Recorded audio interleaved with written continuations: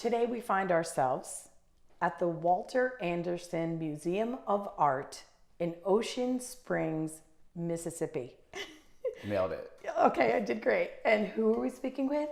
We're speaking with Christy. Corey, thank you so much for speaking with us today. Thanks for having me. Thanks for talking to me. We're traveling the 50 states and we're meeting all different people and we're talking about their passions. And my goal is just to simply inspire my audience to get out there and live a life that's more meaningful or exciting. So tell everybody what you're passionate about. I'm passionate about lots of things. For me, it's my life sort of about doing what I can to build my community and helping it realize its potential. And the way I can best do that through art. Kind of bringing art to people, letting them enjoy it and use it as a tool to communicate and sort of enrich. And music, it's kind of my thing. I do music as well. So basically the arts. The arts as a whole, yes. So tell everybody a little bit about Walter Anderson. So Walter Anderson is a Mississippi artist who moved here at about his teenage years from New Orleans. Grew up here in Ocean Springs on the water with his family. His two brothers who are also well-known artists, Peter and Mac Anderson. We actually have a festival named after Peter that we do once a year. It's like a 150,000 person festival dedicated to him, and then Walter has a museum. He was very prolific and very well known for being eccentric. Some of the most known things about him were his trips to Horn Island. He'd go just to get away from people. He'd paddle out there. His family would give him motors and he just refused to even use it because he was just against it. So he'd paddle out to Horn Island and spend days at a time, like fight the weather and all the things that come with being on the Gulf Coast and just create art. So after he passed, he kind of got notoriety, of course, happens with artists a lot. And they created this museum, which is a kind of a tribute to him and his brothers, but mostly him. And you can just go all over the coast. Probably since you've been down here, you've seen some of his prints, some of the pottery. You can't get away from it. It's so extensive along the coast. And even this room we're sitting in right now, tell everybody about this room because you are surrounded in this shot here with some pretty gorgeous, colorful artwork. Yes, and he considered himself a muralist above all else. There's two great examples of that here in the museum. This is the little room, which was where he worked and kind of lived and kept everybody out. So no one saw this room until after he passed away. His wife, Sissy, I think, cut the lock off days after and walked in to see this, which depicts a day in Ocean Springs. So you start here on the east wall with morning, and it works its way around to night with the wildlife and the sunshine and just anything you would see kind of during the day and at that time of the day in town. Super, super interesting. Tell us how your passion started. Did you always know that you kind of had this want to do what you're doing right now? No, I didn't. I kind of came to it in an odd way. I went to graduate school and got an MBA, which I don't regret, but it wasn't the coolest thing I ever did.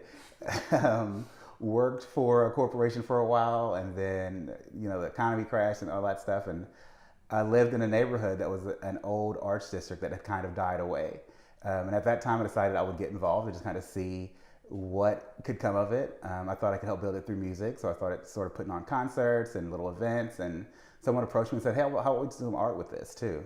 And I always wanted to kind of be as inclusive as possible, so we did that, and that was the part I enjoyed the most. So I just kind of took it from there. I'm not educated in art or really understand it that well, but I know it makes me feel good, and I think it can do that for other people. And that's what art is, right? Yes, that's what it should be. That's at its core. It's for everyone. I don't think it's ever created for anything other than to be enjoyed and as an expression of something. I think lots of times people feel what you're feeling right now, but then they never do anything with it because maybe they're faced with some kind of obstacle when they go to take that step. Do you find yourself either, facing any challenges, or did you hesitate in any way after getting that MBA? No, there are some obstacles, people not quite buying into what my vision is. I see art as a whole community builder, as an economic driver, as a people gatherer. I see it filling holes in like every way to make, your home and your place better. So people don't always see that. You have to kind of show them, which gives me something to do. So it's kind of a good obstacle because if people just bought in right away, I don't suppose I'd have anything to do every day. What have you learned about yourself? What have I learned about myself? That's a tough one. I don't know. I think I kind of operate in this just knowing that, I do want to do what I can to help.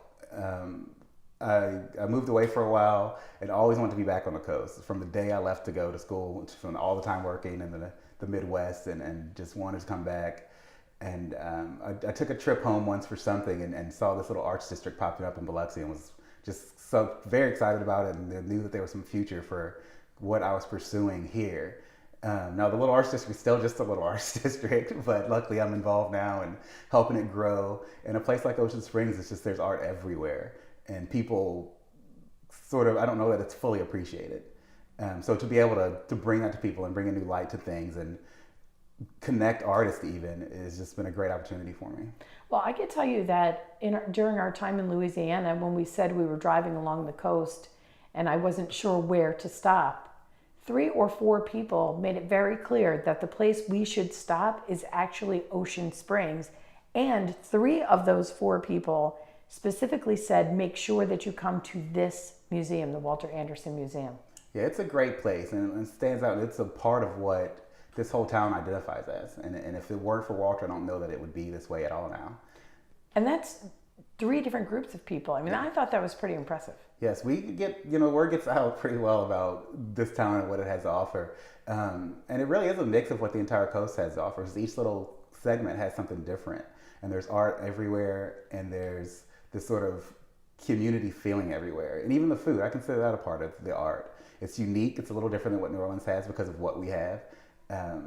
And so it's of this area, which is, I think, makes it special. We were actually just on Government Street, Mm-hmm. and I guess that was awarded best city in, I don't know if it's the state or I don't know, it had an award attached to it. I thought that was actually a national award. We got a national for our downtown design and layout. It's a National Main Street Award, so yeah. See that? And it was awesome. It was an amazing downtown, even during the day, like just because lots of times things really come alive with the lights at night, but it was really quaint and super cool restaurants. It had such a great vibe, and it wasn't just small town. There was something kind of funky about it. Yeah, there's a lot of variety, and I think that adds that sort of feel. And Ocean Springs hops all day long. From lunchtime on, there's people downtown, they're shopping, they're eating. And the mix of people you get here also gives you a different feel than what would be small town. Ocean Springs itself is a very small town, but the visitors having the casinos next door in Biloxi, there's a military base and quite a bit of industry just to the east. So you get a very eclectic mix of people. And it does, it feels like old school meets new school. Yes. And lots of young business owners kind of serving this old school Southern crowd. And drawing in, just such a variety of people. It's a great place to be and experience. So when it comes to the arts, and the arts being your passion, are you drawn more to one of the arts than the other? Is music, would you say, would music be your number one, or what do you think for you personally? Music would be my number one for sure. I do play in a band called Blackwater Brass. We are sort of a big 10-piece brass band, which again is something that exists in this area sort of only, and for whatever reason, if it's the heat or the climate, the food, whatever it is, it's been created here, and it's great to be able to be a part of that. And it's always driven me. Just the sound of that snare drum has always been sort of my driver there. And I play bass and sing, but that part of it's always been to me what is important. How often do you do that? Super often. Let's say like between practicing and performing, how often, like let's say per week? This week, I will probably do it for about 10 to 12 hours. Okay. With practice and 6 shows this weekend, we stay pretty busy, and that's pretty common. How has doing that enriched your life? It has in many ways. I mean, it gets me connected with people. It gets you in front of a lot of crowds that you might not be in otherwise. It makes you more approachable, so it's easier to talk and meet people and meet people that can help you, or you can help them in various ways. So it's opened me up in a lot of ways, and it helps the museum in a lot of ways because, again, you know more people and you're around more people that are interested in what you're doing. That is so awesome. I love that. Can you give my listeners some advice on how to pursue their passions like you've been doing? Yes. The most important thing is to figure out what it is that makes you happy. I went from a life of, corporate world, making so much money and never really enjoying it. But the moment that I figured out I did feel passionate about something and I could do it every day, the only thing that mattered is, the internal sort of joy that you get from it. So it's worth it to get out, do what you want to do, figure out a way to make impact in a way that, you can feel good about. Thank you so much for speaking with us today. I really enjoyed it. Thank you. Before we leave, let's get the web address for the museum. And Okay. also, if you have contact information for your band, I think it'd be cool for people to be able to look that up. Definitely. The web address for the museum is walterandersonmuseum.org. Okay. It's long, but it's walterandersonmuseum.org. And the band, you can find us on Facebook at Blackwater Brass, Instagram at Blackwater Brass, and YouTube at Blackwater Brass. Okay, very cool. Thank you so much. Thank you. It was fun. And I talk to you, and I talk to you, and I talk to you, and I talk to you, and we love, and we hate, and we demonstrate, we try to relate. This is my breakthrough.